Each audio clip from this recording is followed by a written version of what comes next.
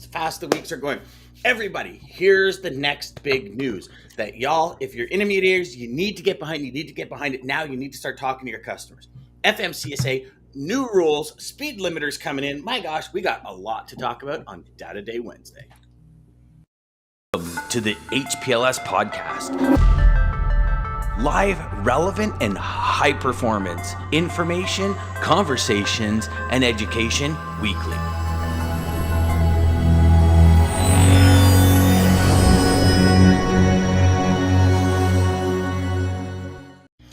And Greg takes the spot today. Look at that, today. Jeff. You there he goes. For Greg. Jeff, how come you're on the show? How did you not get first spot in Good Morning? I don't understand. I had to give it up to Lisa. But Greg snuck it and took it. Morning, Greg. Morning, Lisa. We set off air real quick that Jeff is started to come on the show to make sure he gets the title of first on. I told you I wasn't going to lose. Whatever we got to do. So here's the topic today on the most amazing day of the week, Wednesday, Data Day Wednesday, with the mad scientist of data, the one and only Dean Crook, the man of the hour. And here's the thing. You know, Dean, the industry is going through massive changes. There are massive shifts, probably bigger shifts in the market than we've seen in a really long time, if ever. And now we're going to throw another little sprinkling on the cake. And I love cake, but not necessarily this cake. Not this cake. Not this cake. Sometimes it's a sour cake.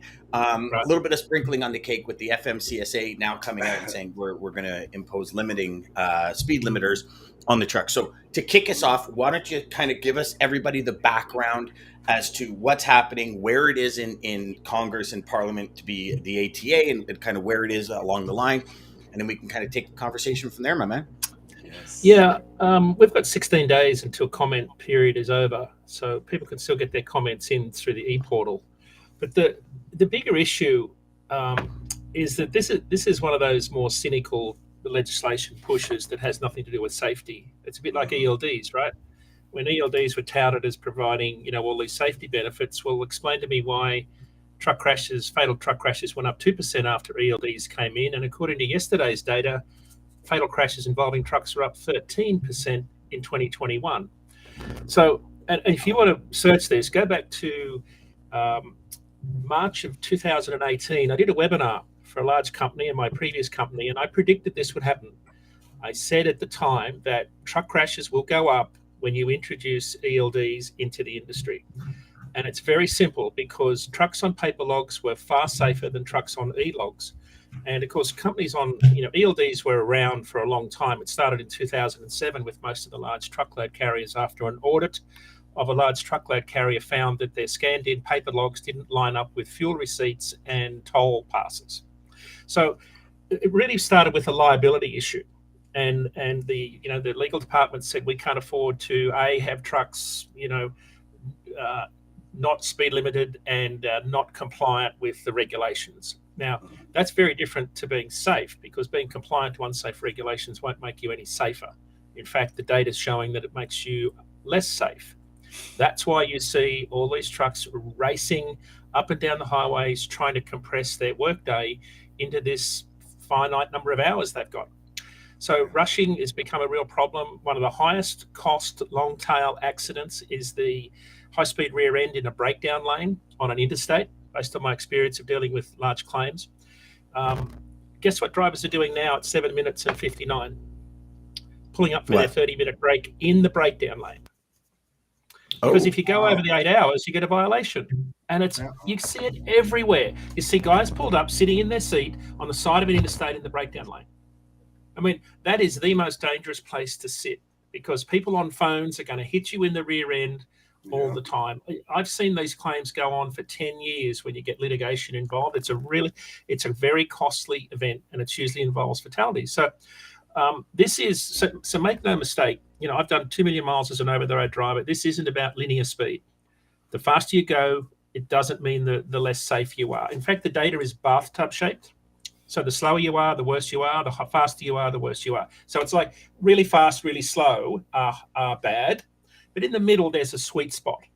And that sweet spot is your average road speed. It's how you normally drive.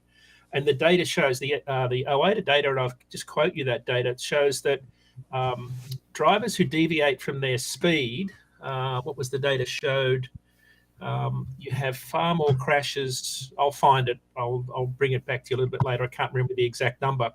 But drivers that deviate from their norm is when they have the accidents. In fact, a lot of these high-speed rear-end accidents where cars hit a truck, 80% of the time it's the car hitting the back of the truck because the truck's going at a slower speed.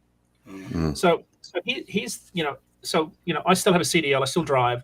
My truck's not speed limited, but I drive with the traffic flow. I drive appropriate for the conditions. What I will tell you is this isn't about speed. It's about inappropriate speed for the conditions. It's a really subtle point that most people don't quite grasp because everybody gets fixated on linear speed. And it's not linear speed. You can run 75 miles an hour in 11 states legally. But the real issue is this, and this is why ELDs came in. Remember, ELDs limit hours worked, not speed. Mm-hmm. Right. So if I've got 11 hours, what am I going to do? I've just been on a dock. I got to make an appointment. I'm going to go as hard as I can within the legal limits. And here's what the data shows. And this is why ELDs were really brought in to decrease. We're using the right word here, to decrease the capacity of the non-ELD fleets, which was, I put that at about 1 million trucks on the road when I was working in a telematics firm. Paper log fleets were running more miles per day because they could. They were much safer. So paper log fleets were much safer. I studied 30 fleets over 1.2 billion miles. And the paper. Can you say that again? You studied 30 fleets over 1.2 billion miles. Wow. So that's a lot of data. So remember, I come from an over-the-road business where when I worked at the ATA in Australia, the Australian Trucking Association, we hosted the FMCSA, Transport Canada, and NHTSA, and we toured all of our FMP fleets in Australia, fatigue management pilot fleets, which is essentially a driver's diary. There's no prescriptive regulation. You have 172 hours in a 2-week period. You put it together however you want. You've got to be sleep apnea screened. Your schedule's got to be approved. You've got to be compliant with all of vehicle safety and all that stuff. And the route you want to run was submitted to a consortium of industry stakeholders, and I was one of them. Insurance companies, the AAA, like everybody was part of this. And so we hosted them and said, if you take the prescriptive number off the day, the 24-hour number, and put it on a week to allow traffic to ebb and flow, you will find drivers will be far more productive and safer and quit less and have fewer accidents. Of course, that's obvious to anybody that's been in the industry. Part of that, because our 24-hour day was aligned with the rising and setting of the sun. Prior to 2004, it was 10 on, 8 off. The old hours of service from 1936. Well, 10 on, 8 off means that your workday starts 6 hours earlier every day. It's a backwards rotating 6-hour schedule. You physically cannot go to sleep 6 hours earlier every day. Right? You physically can't do it. The body is designed to go to bed when the sun goes down, and when the sun comes up, you get up. It's fairly simple. So that's why 2004 went to 10 off, 3 other, 11 on, 24 hours. That was the intent, right? So it was trying to align drivers' work patterns with the body clock. So that was the impetus of that there. The problem that we've now got is that, and this is why ELDs came in, because that same fleet that's running, say, 70 is going to be about 40 miles per day ahead of a guy speed limited at 65. I can tell you right now, if you look at some of the earnings calls of some of these large fleet, they are reporting 1,500 miles per week. So if you're only doing 300 miles a day, how on earth are you going to make enough money to stay in trucking? It's about $16.66 an hour. Right? So if you're limited to 65 miles an hour and you're only running 300 miles a day, let's give you 350, let's give you 400 miles. Let's say you're a super productive fleet driver. Guess what owner drivers are running? Good company drivers. What? 500's a minimum. 500's a minimum. 550. I see guys posting 600 miles. Yeah. I can run 650 miles easily within 11 hours in my truck. Now, it takes enormous amounts of skill, patience, vigilance to do it, because it's not easy to sit there and bang out miles hour after hour after hour and stay safe. So if I'm a small fleet guy and you're a broker and you're using this asset side of the industry that's moving quicker, right? their effective rate per mile is lower than a fleet that moves slower. So the problem has been that when you go back to ELDs, and I'm using the flawed logic of ELDs to say, if we make you compliant, you'll be safer. Well, you could be sound asleep at the wheel and compliant at the same time. The two have nothing to do with each other. But if I'm constantly eating your lunch, if I'm a small carrier and I'm eating the lunch of the large carrier because I can run more miles every day, I'm not speeding. I'm doing under the posted speed limit. I'm always going to be more competitive than you. And that's why ELDs were really introduced to level the play. They talk about leveling the playing field. Yeah. Speed limiters are phase 2. Make no mistake, this will kill more people. The ELD data shows that we aren't safer. We are worse as an industry. Drivers are taking far more risks. Speed limiting, if you have all of the trucks speed limited at the same speed, and they're sitting in the center lane without their CB on, and they're not checking their mirrors because they don't get a CB when they work for the fleet. They're taught to sit in the center lane. If you've got a fleet of national trucks driving at 65 and the posted speed limit 75, guess what car drivers are going to do? They'll pass you on both sides. Continue. Yep. This is a recipe for disaster, and I just know that it's not linear speed. It's inappropriate speed for the conditions. It's if you go too slow, it's not good. If you go too fast, it's not good. So I think this is one of these really cynical, attempts to, under the guise of safety, will make the industry safer. They did this with ELDs and slipped it under our guard and went through in a bill. I can't remember how it got through, but this one here, make no mistake, this will result in more fatalities. And the reason I'm so hot under the collar about this, I've been to the funerals. The reason I'm here in this country is I buried 2 drivers who fell asleep at the wheel, yet compliant with their ELDs at the time. And I had to go to the families and say, look at the kids in the eye and say, your father's no longer with us. Now, that is why I changed doing what I was doing. And I'm really passionate about this because I know how to run miles and I know how to do it safely. And it's got nothing to do with linear speed. Right? It's about training. How do you train your drivers to drive at the appropriate speed for the conditions? Why don't they have a CB radio? Tell me on what planet is a vital bit of safety equipment not important? You want to limit trucks to 65 miles an hour, but don't put a CB in there so they can communicate with other drivers when there's a whiteout ahead? Exactly. Really? Makes no sense. So I think this is one of those issues where this really underpins that, I've often said that, our government and regulators live on an island surrounded by reality. This is another really good example. That's a good one. Bingo. It's a bunch of people who have no clue making rules about stuff they have no clue about. Well, I've often said, what would it be like if your employer said to you, okay, we're going to cut your salary, but you got to come to work just as many hours a day? Because that's in essence what it is, right? If we can't run those miles because we can't log off when it comes to, specifically to ELD, you can't log off, you can't take flex time, you can't do any of that. They're saying, okay, when your clock starts, and you're sitting on a dock, not moving, so you can't take a flex time or anything. And it no wonder there's so many people exiting the industry. No wonder it's hard to retain higher. We need more drivers in the industry. Absolutely. Professional drivers in the industry, ones that know what they're doing, ones that care like you care, Dean.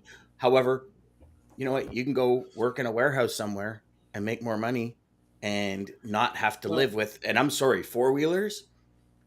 Everywhere I go, I see idiots behind the wheel. Trucks going down the road, they pull in front, and then because somebody's coming up behind them, so they pull in front of a truck and brake, and all you see is the smoke come out of the rear end of the trailer on the truck. I see it every time I'm on the road. Like, at a certain point, that gets annoying. Have you guys ever been, like, I know me, I'll go to the hardware store 20 minutes away in the afternoon, the sun's shining, and I'm kind of like in my car, and I'm like, oh my God, I got to roll down the window, turn on the music. That we've all been there. Imagine doing that all day. Yeah. Come on. So we got some great comments too. Great comments, yeah. So Greg says restrictive regulations which limit the ability of a trucker to make an honest living have and always will push the driver to break those regulations to put a meal on the table. Exactly. Yeah. Exactly. So if we're going to put all these restrictions, pay them more, get them more money, so they don't have to do all that rush. Well, DJ, pay them for the hours that they're working, right? So just I've got a lot of followers on Instagram and TikTok, right? And I sit and watch what they're talking about during the day. And TikTok's become this amazing echo chambers, and it's largely negative. Drivers can sit there in a truck stop and have a rant about what's going on. So you've got to filter all this with the right filter. But when they're showing you pictures of 100 trucks either side of you, and they've been into the gatehouse and got their paperwork 2 hours earlier, and they're still in a line of trucks that is going to probably take them the best part of all day to get unloaded and loaded. A good friend of mine runs up 95 into Presque Main to load frozen French fries. It's not unusual to spend 24 hours on the loading dock, because when you get out into the woods of Presque Main, where are you going to go? You've got to wait it out. And he's getting detention pay, but it's not enough to offset the opportunity cost of not running the miles. Worse, when you lose a day or a half a day, when you've got a prescriptive limit on how much you can work each day, if you have to pull up halfway through the night because you're out of hours when you'd normally be at the destination, it throws you off cycle and you lose a trip per week at least. Mm-hmm. So you're in the wrong place each morning to unload and reload. Like freight has a flow, a daily flow, a weekly flow, morning drop-offs, afternoon pickups. There's a flow to freight across the country. But if you're held over, you get off cycle, and the next thing you're held over the next night because you're in late, and you lose 300 or 400 miles. And that's what the real issue is. Because capacity is loosening, shippers are getting pricing power. Guess what happens to dwell time? Goes up through the roof.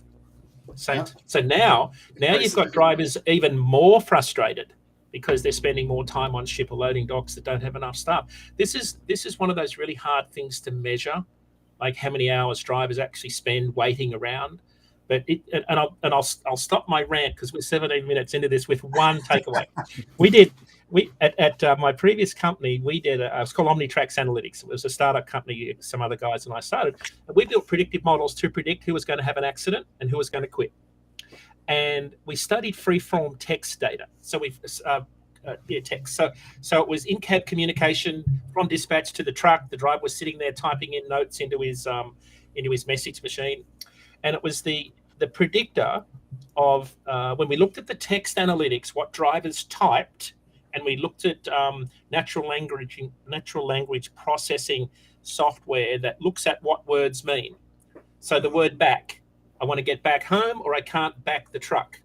So when you look at the word back, it means different things. You've got to have I wrote a trucking lexicon that the software referenced to find out what that meant. The one word that came up repeatedly in voluntary terminations and preventable accidents after being at an unloading point, there was one word. What do you think it was? Take a guess. Tired? No. Late? Late? Close. Yeah. Close. Yeah. Wait or waiting.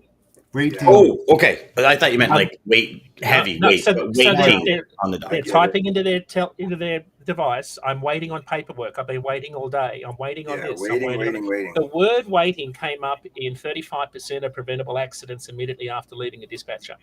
And you've probably seen the data that people have done on the speeding events that happen based on the linear hours that drivers spend on loading docks. Because you've got to go. You've got to get to your next appointment. You've got to get to your next pickup. Absolutely. You've got traffic.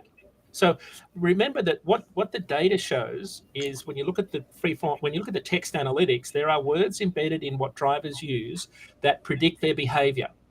Because what does waiting mean? I'm angry. I'm frustrated. You're not paying me detention. Worse, I've got to sit here for 2 hours free because that's what you give the shipper to unload my truck. Mm-hmm. Like, so my opportunity cost there is what? At least $20 an hour for a driver.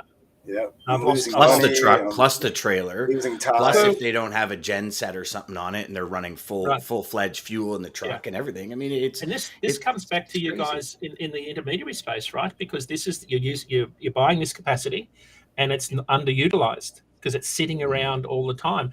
Honestly, I don't know how to solve this. I mean, I do, but you could easily apply a weight surcharge just like you do a fuel surcharge. But getting getting shippers when they have pricing power to change their behaviour is incredibly difficult. This has been one of these things that I've seen in the industry for probably 35 years. It hasn't changed. Maybe Jeff's got a better perspective on this than I do, but this is a really big issue. Yeah, and the thing is that's the part of the sales side, right? Working on the inside out on the logistics side of the business, then crossing over to the sales. I know that there's a lot of flaws on the logistic operation side for many shippers out there where they have the stall tactics. They didn't stage the material in time. They overscheduled the trailers or the drivers that are coming in there. They don't have the manpower to load up when they come in. The problem with that is, again, that huge word, collaboration. Shippers have to understand that carriers have just as many needs as shippers. And if they would just open up their minds a little bit and ask those pertinent questions like, hey, how can I help you? You're helping us. I mean, it's not a stupid question by any means, but I've seen it. And, not to put myself on a pedestal, but when I was working for Snyder National Intermodal, I had the best dwell times out there in the country because I worked with those shippers.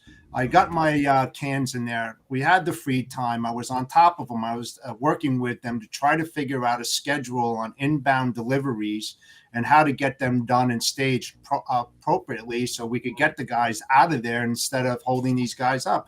I mean, that's the problem with the capacity too. What you do as a shipper affects your fellow shipper. You might be competitors or anything, but what comes around goes around. So you got to help each other out. Jeff, can I ask you a question? Because it's something actually I've been meaning to ask you for a while. And I think it's going to add massive value to everyone watching and listening later.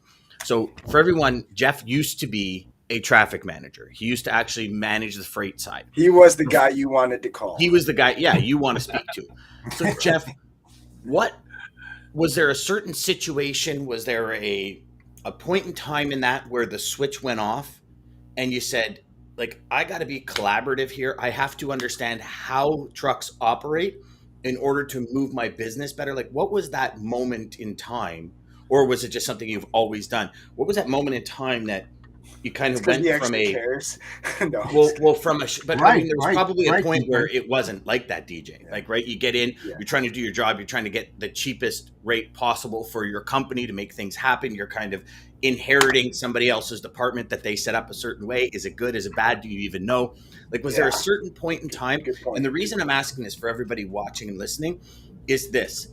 Listen to Jeff's story, because if there's a point in time, you can actually use Jeff's story with your next shipper to say, I listened to somebody say X, Y, Z, and here's the benefits of what they learned. So there's a reason I'm asking this. So Jeff, can you share that, brother? Absolutely, Dan, and thanks for that question. The thing is that I started from the ground up, okay? I was loading trucks, driving forklifts and everything way back in the day when we had pony charts and 11 by 17 green bar paper. That was our data. and so what I did was I just started asking those questions, and I kept on creating my own way of how to deal with it. I mean, there's a lot of guys that go into the industry and they administer what already has been created, and they don't make those typical changes. So the thing is try to figure out when you're working on that side, where are the sticky points? What's happening? Go there. If you have a customer, go on the dock and watch them for a couple hours. I mean, you'll see that things just don't add up. When you see the guys coming in there, they're frustrated, guys waiting around the block, parked up in the roadway, waiting for space to get in there. And then you see all this cluster on the dock where nobody knows what's going on. They don't have the material staged. They're not loading it in a quick time. So it's understanding what the current problem is, and then readjusting that by asking those questions to the carriers and the management team, and working all the way up the stream from the order processing to freight billing to everything. You need to figure out a solution as far as why there are so many issues on that dock. That's where the problems start. It's not on the road, it's at the dock. Mm-hmm. You have to figure that out and ask those questions, especially when you call a traffic manager. That's the door opener nowadays, that you have to figure out where their problems are happening and then look into that. And So this is sort of the sorry. No, go ahead, Dean. Go ahead. I was just going to go to the comments because they're piling up here. So go ahead, Dean. The other thing I've always said is, we do an awfully good job at optimizing a truckload carrier business, or any trucking business for that matter, with software and technology. We do an amazing job at it, but then we give it to a driver to execute the plan, right? And then worse, we've got no WMS integration with our TMS, right? So the WMS is the warehouse management system. You would have thought that if you can schedule planes into Heathrow from 10,000 miles away and get them to slow down because there's one slot going to close up, we could schedule trucks into shippers with a higher degree of accuracy. Because you'll have an appointment time, which is way too wide. A driver will get there, it's not ready. And the point I'm making is that when we had paper logs, you could catch up. You could go to bed, have a sleep, catch up, run harder the next night. End of the week, it all's going to add up. This myth of I needed paper logs to run more miles, some did, but some are still doing it now, right? So there's always a percentage that are going to break the law. But the reality is that the gap between the trailer bumper and the dock is where efficiency goes to die in trucking. That little tiny gap, there's so little integration in this world of data.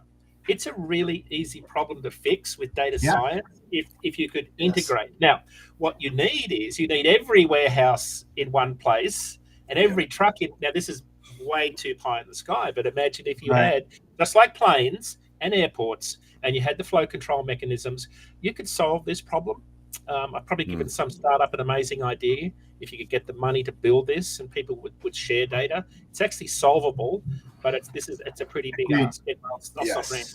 But Dean, there's a couple things. You got TMS, you got WMS, and don't forget about the YMS, the yard management system as well, which is critical, especially if you got a fleet and you're bumping doors on a drop and hook.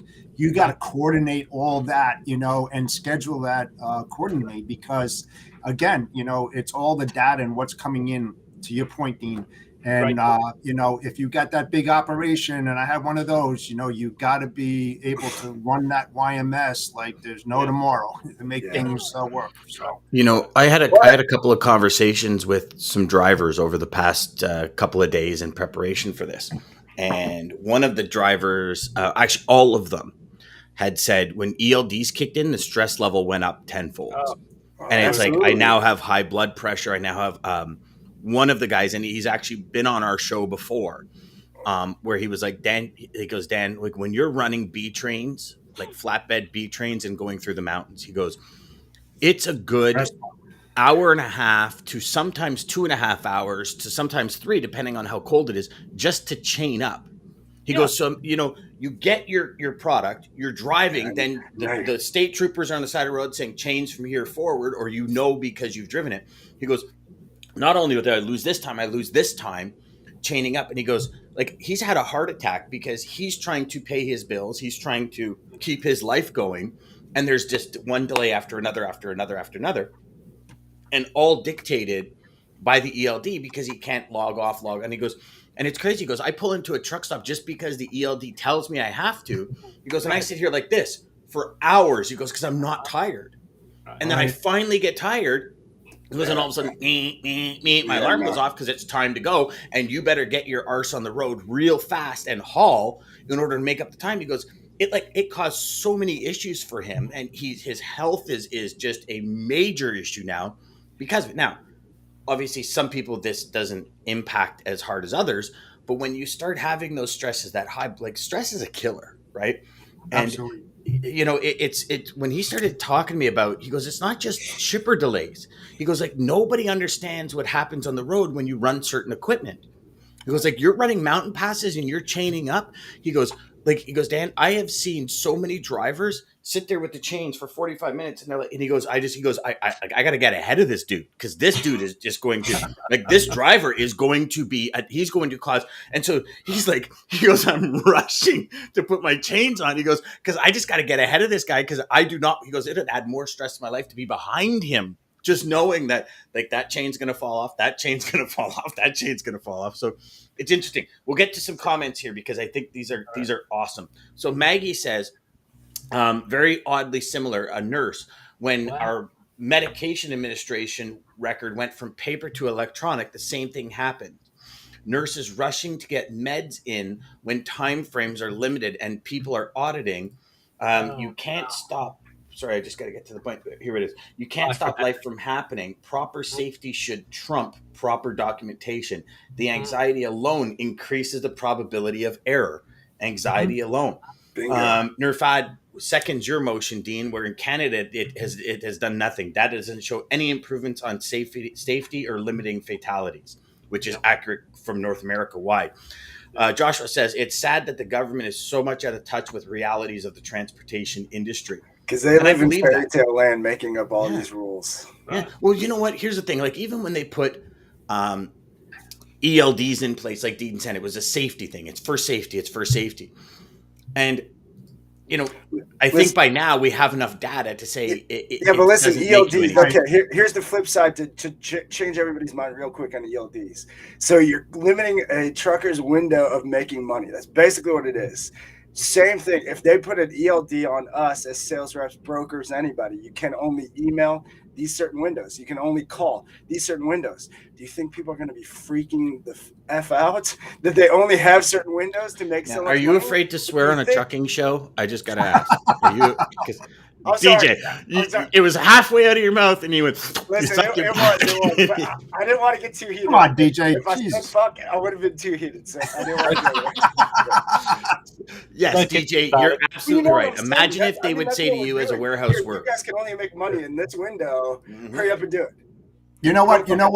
Let me go back to what Dean said way back about, the drivers pulling off in the emergency lane to get some rest and stuff like this. Now, Dean, correct me if I'm wrong, but, cars slamming into the back of these trailers has been going on for decades. It's not something that's new. Correct. And then FMCSA introduced the ICC bar, and they put that on the back of the trailer to stop cars from going underneath it. And now they were thinking about where they put the skirts down the side of the trailer to put an ICC bar all the way down there as well, so cars wouldn't go underneath the trailer. Just recently, I just read 2 days ago that an accident on 287 in New York State, to Dean's point, trailer parked right there, ICC bar, family of 3 died. They were going at a rapid speed and they went right underneath it with the ICC bar, and that's a strong piece of metal. So they were cruising. So, Jeff, I live in a small town. Coming into town, it's 50 kilometers an hour. Okay, so that's 30 miles, I think, something like that, 35 miles. And on the side of the road is the shoulder, single lane each way. There was a truck parked on the side of the road. A car came in. They figured the car was doing 60 kilometers an hour, which is 40 miles, something like that. It hit the ICC bar. The guy was trapped in the car. As soon as they released the car, he bled out. Oof. So and that's at a very, all things considering, a very low speed, right? Like you think about that. Most communities are 35 mile an hour in the community, going through a community, and that happened. And he was in a fairly, it wasn't like a BRZ or something, or where it's like this small tiny sports car or a Mazda Miata or something he was in a decent car. I think it was like a Taurus or something. And so it was a fairly large vehicle. There's a lot of engine to go. And this was just literally a couple of years ago up the top of the road. And all these trucks park on the side of the road. I don't know how many times I've been driving down the road and all of a sudden, boom, I'm like, oh yeah, okay, sorry. You just and you just, at that 1 second that you go off, those ICC all bars, it takes is that 1 second. They're not. You see, the other problem too is that a lot of these shipping facilities have limited ability to bring in trucks. So if they overschedule, now the truck has to go find some place, especially, must arrive by a specific time if you're late, whatever. So these guys go up and they find a spot on a regular, public road because they can't go far from the shipper. That's where problems start as well, and you see all these accidents within 5 miles or less of the shipper. I mean, that's documented. I mean, it's the resounding thing we say all the time. Jeff, you nailed it, but it's collaboration. The only way we fix any of these problems is collaboration. We all have to be honest and see the other person's side and just collaborate already. Mm-hmm. And it's got to be a willing. Like every party's got to be willing to collaborate here. And I think this is where a big issue lies as well, is in every level of logistics and transportation and supply chain, it's like me against them. Like Dean, you said it perfect right now. You know, shippers got buying power now. So what are shippers going to do? Let me rephrase. And we got John Brewer on tomorrow. So it'll be really cool to get his take on it. Yes. Oh, amazing guy. So here's the thing. I can recall when ELDs kicked in. And as soon as 2019 came, I had so many customers. And I was the guy that educated my customers. And I'm listening to them go, no, now's our time. We got ripped off. And I'm going, whoa, time out. Exactly. Like, time out. What do you mean? Just that verbiage, we got ripped off. Rates went higher. ELDs kicked in. And it's funny because if you look at it, and we go back to the original beginning of the conversation, I reached out to multiple people and asked, are your trucks limited? Large Canadian carriers. Yes, 100%, because we go to the US. They're limited. 65, 70 mile an hour was the two limits that I got. Large in captive insurance companies, reaching out to them saying captive. So for anyone that doesn't understand, like captive is a insurance outside the insurance world. And it's like a group of people that buy into this insurance, and they're all limited. So same thing with ELDs. If you go back and ask the people, the large carriers, ELD, they were like, we were on ELDs a year before ELDs even kicked in.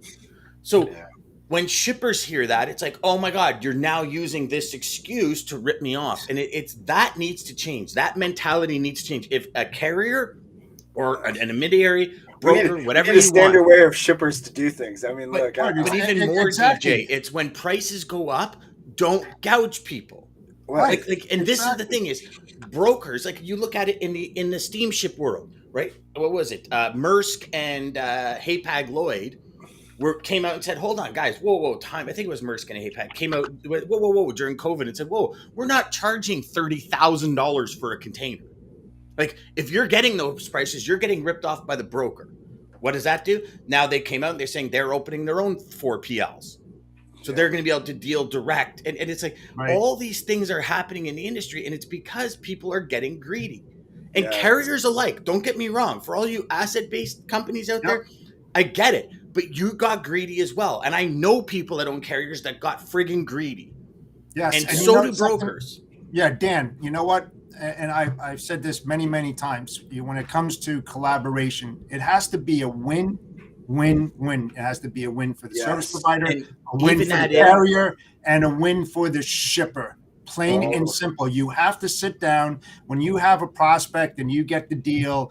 You get everybody on the line. You make those phone calls. You make sure they're on the same page, traveling at the same speed, that they understand the demands all around. Because everybody, let's be honest, we don't do this for free.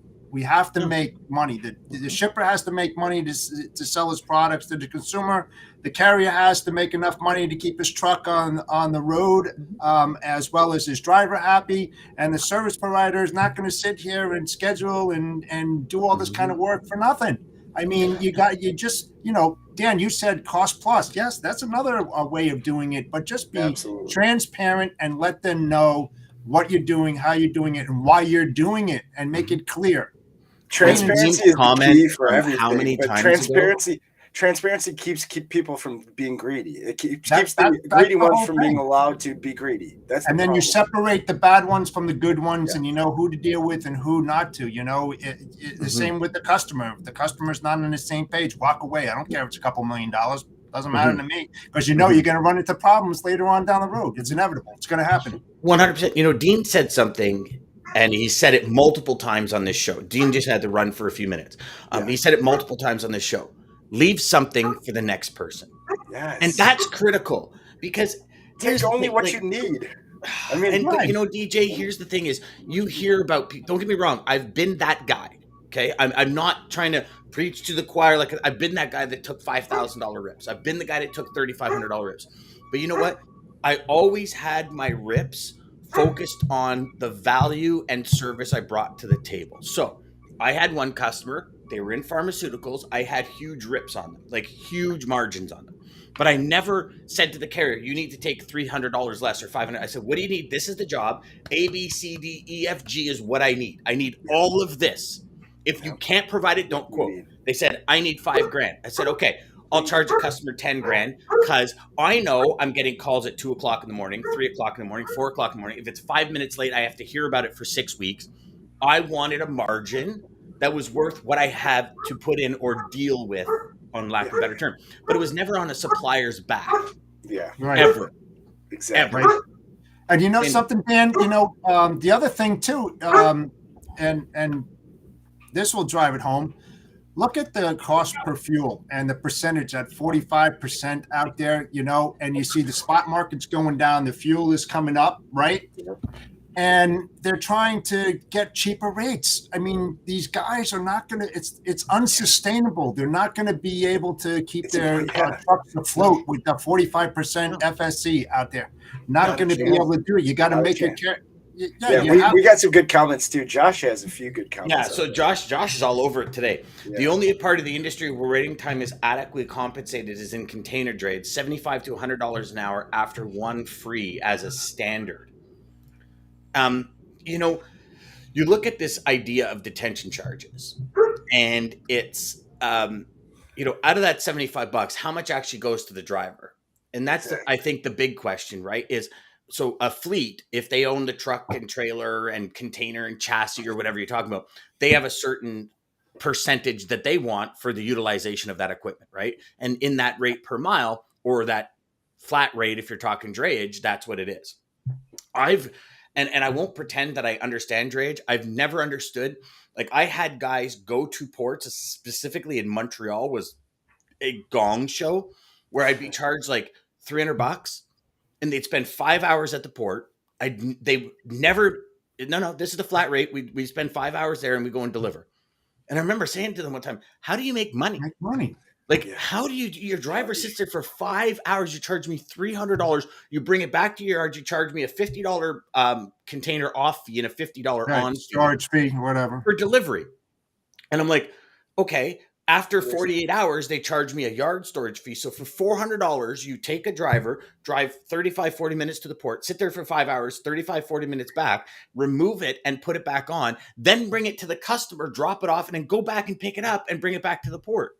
I'm like, how is that profitable? I never understood this, but great point when it comes to the detention, Joshua. So Joshua also says, the market is incredibly tight. I saw shippers get proactive and raise detention rates to $100 per hour, but in a loose market, as Dean said, there's no real motivation to be a shipper of choice.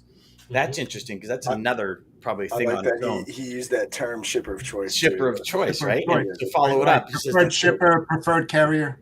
Yeah. He says, follow the question with truckload market being so cyclical is OTR surface transportation. How do we get shippers in line to have compensation structures with regards to empty miles, dwell time to always want? That's our job as brokers. I think we gotta educate more. To be shippers, they have to be willing to. They have to be willing. A lot of them don't get the deadhead miles. You said about the cup, Dan. Same thing. Yeah. I mean, they don't get the deadhead miles. Sometimes they travel 200 or 300 to get to a shipper, and they don't get charged for that, Mm-hmm. And here's the thing also. I could tell you that for the business that I had that was, quote unquote, in the spot market where we had to find trucks because it was like sporadic shipments from customers, we would typically say, what do you need? And they would be like, I need this. And I can remember vividly posting on Link and having my team lead go, okay, the phones are about to blow up. And they would post an order and the phones would go crazy. And it's like, I'll be there in 3 hours. And we're like, 3 hours. Yeah, I'm 175 miles away. And they're wanting the same amount where a guy that could be there in 20 minutes because he's empty around the corner. So also in the end, and I think this is something we have to, I hope we all agree on. We do it to ourselves. Like, call a spade. We as intermediaries in the industry, when we try to drive rates down, meaning we try to get more profit, or we try to, the customer says, I'm paying $1,500. You're like, oh, $1,500 is tight. I'm going to try and get a truck for 14. We're part of the problem. And carriers that are somewhere and they're like, I just need to get home. I'll take it for 14. That's part of the problem as well. right? Yes. And I think we have to accept that and understand. And I think that's the first part, right? Like if we understand anything in life, it's coming to a realization, like if you have to realize you're not good at something before you got to try and get better at it, right? And I think that's a big part of it. So Greg comes back and says there's so much teamwork on every shipment until it gets on the truck. Then it's one of those, it's your problem now, deal with it. The driver is always hung out to dry. And I agree with that. Yeah, unfortunately. Mm-hmm. Hey, Dan, how do we get, sorry, go ahead, Dean. One of the things, we were at our conference on the weekend with some of the top brokers in the country, and one of the questions was asked about this whole question of dwell time, detention, the cyclical nature of the market. And the question was, carriers dolphins or elephants? Right? Sorry, goldfish or elephants. So do they have the memory of a goldfish or do they have the memory of an elephant? And they asked the same question of the shippers. Are shippers elephants or goldfish? So when it comes to market cycles, so what would you think carriers would be, right? So this was a survey they did at MIT. I'd say elephants. Goldfish. Went back goldfish. Wow. Really? The prior market cycle had very little influence on how they behave today. What do you think about shippers, goldfish or elephants? Elephants. Absolutely. So the point is, so what we found in the survey from our shipper side of our business is they are working with their carriers to make sure that they have the right capacity, because they are very much aware that this market cycle, as quick as it's turning, it will go back the other direction just as quick. Right? So they realize that, because shippers play a long game. They're a much longer game. Carriers, I think, are playing a much. I don't know what the other opposite is, but shippers are playing chess and carriers are playing something that's not chess, but it's transactional. It's too short term. We don't think properly, and I think that's where the problem is. The shippers right now have just come out of being burnt. I think from transportation cost perspective, they're very much aware that they and this is a generalization, can't ride the market down, because the quicker they do that, the quicker the market turns and we back into the next upcycle. The shippers are already burning themselves this way too. It's like they're out there, they're shopping, trying to get the cheapest rate. They have a carrier in place.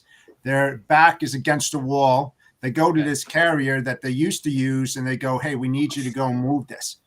If I was the carrier, I would go, well, what have you done for me lately? I mean, you got to feed that carrier annually, all through all seasons, up and down. You want them in your corral, you take care of those carriers. Relationship's key. And that is key, because guess what?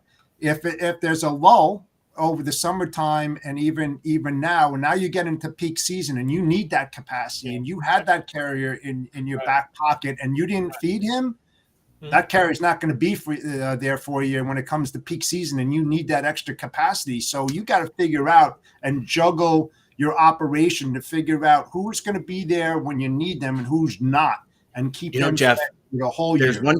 I agree with that wholeheartedly. And this is where, and we'll get to Joshua's comment, this is where I've said for ages to salespeople, what are your customers' cycles?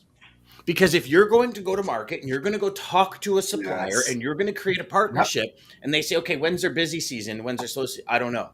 You as a salesperson, if you don't understand when your customer slows down and when they pick up, you're missing so much of the equation. But listen, the problem is on our side too with the training, the education. There's brokerages out there that don't teach that.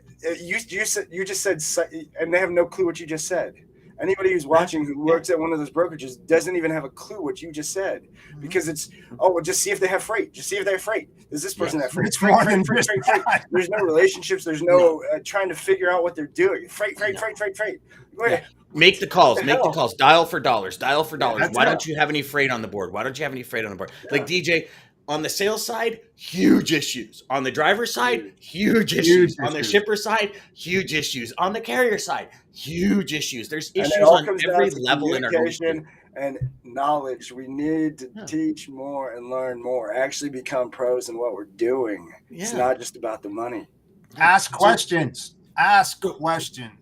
Yes. So here's the thing. You look at just the four of us, right? Dean, how much time do you spend learning, educating, and looking at data? Oh, Say no more. Say no more. Say no more. I spend probably 8 hours to 10 hours a day solid on Okay. data analytics, just There you crawling data. Yeah, Bingo. absolutely. That's why you're an expert in what you do. Jeff, how much time do you spend raising your bar, learning as much as you can, and bringing solid value to the market? I don't know. I've got 4 27-inch monitors here, and I've got things open up all the time. And So, when my spare 8 to time, 10 whenever hours. that is, I'm looking. Through osmosis, he was soaking it in. DJ, same question for you. How much time do you spend in your career developing, educating, learning, and serving? So one of my weekly goals every week is 10 hours every week at least of A day. read research on personal growth. But I mean, in full spectrum. Oh, in right? full. So put yourself back in your day. sales career. Like if you really want to be the best of the best, it's probably 8 to 10 hours a day of dedication of your life to get better. If you're an Olympic athlete, you're not training for 20 minutes a day. You're not. You're training. And here's the thing. It's not just training. If you're an Olympic athlete, you're eating, you're understanding physiology, you're understanding how you move, you're understanding how you stretch, then you're training, then you're educating yourself on what's the next level. And as a professional, carrier, truck driver, shipper, intermediary, whatever the case may be, this is what we need to do. And this is the core issue in our world. Yes. Dial for dollars. Forget about putting yourself in a logistics manager's shoes. You'll take it on Friday afternoon. How many people have heard, Friday afternoon is when everybody drops ball and I get an opportunity? No, Friday afternoon is when somebody says, you've been calling me for a month. Now's your opportunity. You might never hear from them again, but here's your opportunity to go and beat somebody down to get a truck. Yeah. Here's this thing, Dan, to your point. When you're looking at data, and I know Dean does this, all modes, unless you have a specific niche that this is what your brokerage is all about. I'm going to go after truckload. I want to learn everything about truckload. However, if you're a jack of all trades and you like intermodal or LTL or truckload or reefer, you name it, look at the data all the time on every one of these modes. You don't have to be an expert, but if you happen to call up that prospect that happens to have that, at least you can have an intellectual conversation with them without saying, I'm going to have to look in that, because you're not going to go anywhere if you're saying that to them. So you have to be on top of your game and ready to strike when that certain question comes up, that you have a specific answer and that you'll get back to them with even more information about that. That's what Jeff, I got a question for you, and then I want to get to the comments because we've decided Wednesday's going to be an hour. We can't go past an hour for everybody's game. But here's the thing. So when you were a shipper, so put your logistics manager, traffic manager hat on. You had a salesperson call you that didn't really understand the market, or one that fully understood the market and was striving to be better, achieve more. Which one would you listen to or rather have a conversation with? I think it's it really all depends, because I got all those calls every single day, 25, 30 of them when you're doing and managing multi-million dollar operations. You got to know my business. You have to know who I am, what I do, what my company does, who we sell to. I mean, if you're just calling up and saying, hey, I have all the best prices in the world, I can get you capacity, I can promise you this, that's not going to happen. You're dead in the water. Do your homework up front, understand who you're calling, and then let's talk some smack on that. If you say that magic word, it could be many. It could be many. I'll listen and give that person a shot. But if you're uneducated and know nothing about my business, you have no luck. None. So Joshua asks a really good question. How do we get shippers to see the bigger picture? Because on the service side, we see all areas that cause problems we're talking about, but it's shippers that will have to pay for those externalities. And they do. For me, my answer to that would be, like Jeff said, you figure out their operation. You go in and you see the way they're operating. You have you ask them, like, why is it you do this? You do 5 or 6 loads, and you take all of the information from those loads. Talk to the drivers. Hey, driver, what really happened when you got there? You know, you were there for 3 hours. So what happened? Like when you got in, did they send you here? Or, oh my gosh, we're overwhelmed. Like have those conversations, talk to your carrier and say, I'd like to have these conversations with the driver because after 5 loads, if there's systematic problems, I'd like to try and address them. And that is really the only way to have them see. And what you got to do is, so here's the thing, like any proposal, you got to bring it in the form of what they listen to. So, Absolutely. Mr. or Mrs. Shipper, I've just charged you over the last 5 loads, $500 in detention. Based on the volumes we talked about, 100 loads a month or 100 loads a week or 100 loads a quarter, this is what you can average your detention out to be. If you allow me an opportunity, I can share with you a couple of things that my drivers have noticed, that some of my people have noticed when we've been there, and that we've noticed from an information perspective to help you reduce that. Is that something you want? Boom. But this is a call that you as the intermediary. That's actually caring about your job and not just going after commission and money. Bingo. Boom. Bingo. Hey, Dan, on the seasonality point, we talked to a lot of our shippers on our contract side of our business. So remember, this is about 40 billion in annual freight spend, so it's a pretty sizable chunk of the contract shipper market. One of the things we found is during the last year, because of all the tight capacity, shippers started doing more mini bids. They started carving out sections of their portfolio and sending it out to lock in capacity to higher volume lanes with good density.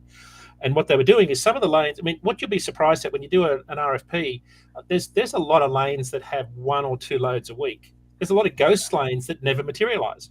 A lot of carriers quote on lanes where there's no rate. So what they've learned to do is let a lot of those low volume lanes fall through the routing guide out into the spot market for you guys to handle, right?